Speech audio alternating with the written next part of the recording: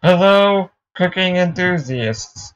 Today's video is about the technique of modern confit, or confit if you suck at pronouncing things. Confit is a French term and is actually an old school preservation technique. Before the days of refrigeration, meat would be cured and then gently poached in fat and then stored directly in the fat.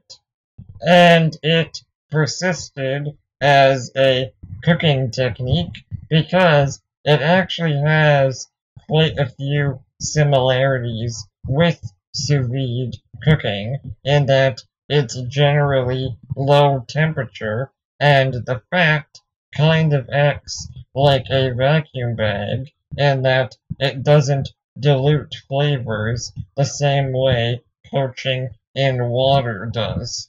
Modern coffee recipes aren't technically cured, just well seasoned, and there are even sous vide coffee recipes which involve putting fat inside a vacuum bag, which seem kind of redundant to me.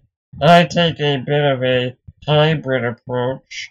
I do lightly cure my protein, but I'm also cooking the meat completely submerged in fat, and I'll tell you how I do that. Obviously, most people who do sous vide cooking at home have an immersion circulator designed to work in water, and there are very fancy restaurant quality circulators that also work in oil, but I've come up with a bit of a workaround. My setup is a full-sized hotel pan slash steam table with the circulator in it filled with water, and inside that hotel pan is a 4-inch deep half pan insert. I was using the Joule immersion circulator by Chef Steps, and I found that the material or liquid in the insert was pretty consistently 2 degrees Celsius below whatever I set my water temperature to. Coffee is usually done to things like duck or pork belly, but I decided to try coffee on a stewing hen, which is a very cheap, tough, but flavorful poultry that goes on sale sometimes where I am. Stewing hens are usually on the smaller side, so I opted to leave mine whole, partially for presentation and partially just to see how far I could push this technique, but honestly, I recommend breaking down your poultry at least a little bit.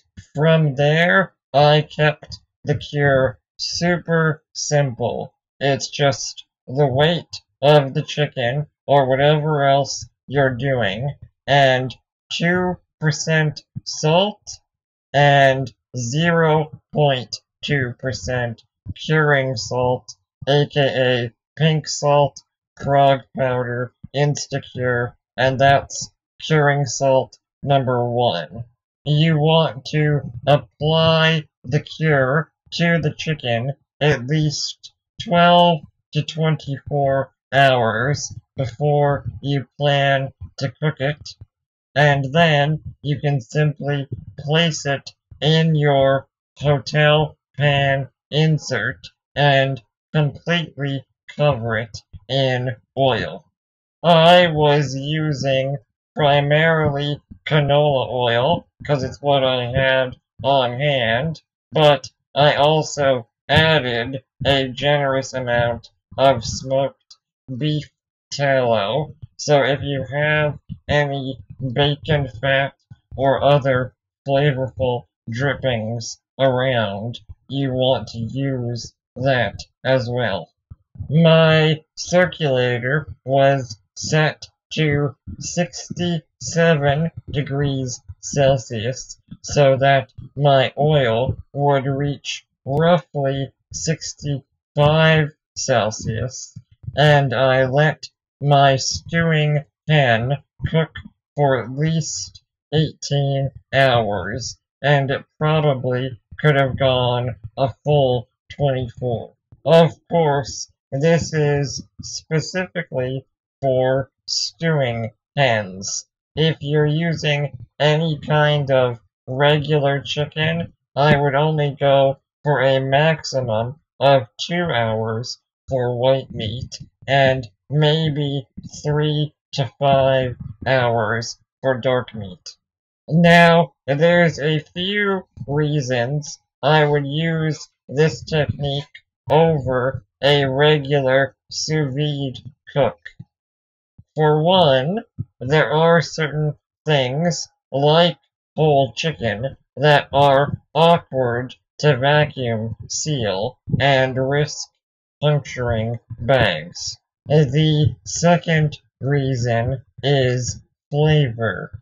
Obviously, some of the fat and the fat-soluble flavor of your product is being lost into the cooking fat.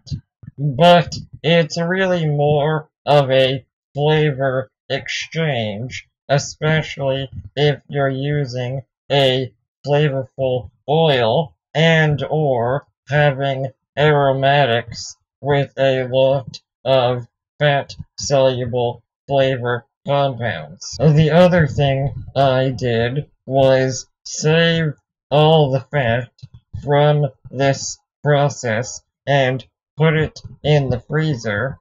The next time I make confit, I will use primarily the fat from the previous batch. So I highly recommend this technique, and the stewing pan in particular was really quite delicious. It worked as a main protein on sandwiches, even fried up and put into a carbonara.